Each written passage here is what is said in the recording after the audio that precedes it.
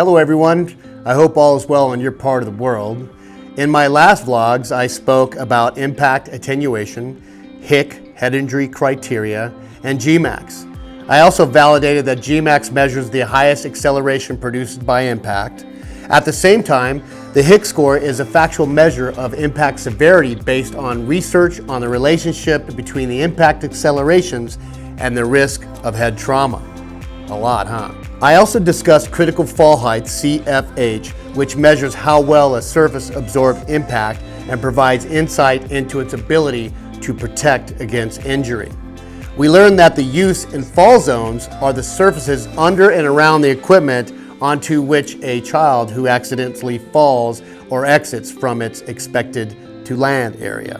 Now that we have learned this crucial information about playground safety, it is time to discuss the main components of a synthetic turf playground. Nailer boards. If the playground exists and does not have a border to contain it, you will need to install some perimeter edging, as in a border like a nailer board, hardscape, railroad ties, or concrete curbing.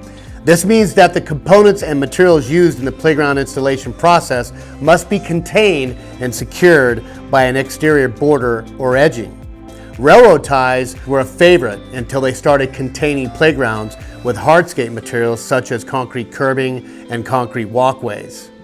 Plastic composite edging is now the go-to for the sports and playground nailer boards. Unlike wood, plastic will not degrade and split. It can withstand harsh conditions, and when installed correctly, it'll last for decades. A nailer board also prevents any settlement of the exterior edge from extensive foot traffic and remains ADA compliant. And remember, the shock pad thickness will always dictate the established height of the nailer board and imported graded compacted feel. I recommend securing the plastic nailer board with concrete embeds and a strong adhesive that will assist in the bond between the board and the concrete. Prior to installation, I recommend drilling a 1/2-inch hole every 18 inches on center down the entire length of the nailer board. This is for two reasons. Number one, the holes will prevent the plastic composite from warping when the temperatures get really hot.